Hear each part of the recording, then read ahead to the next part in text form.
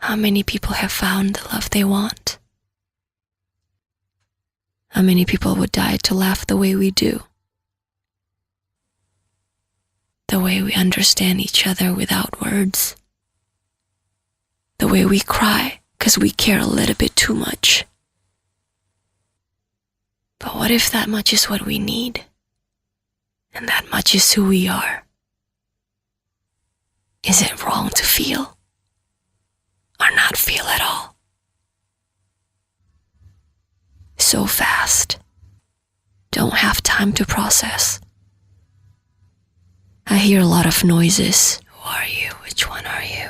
Who are you? The world is steady judging while we're trying to find our happy ending. But that's all I hear. Noises.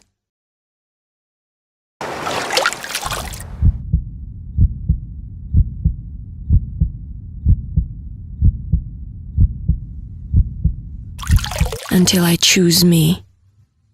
Complicated, happy me. And then I'm finally free. Me. But how many people have found it the way we do? And how long does it take for you to find you?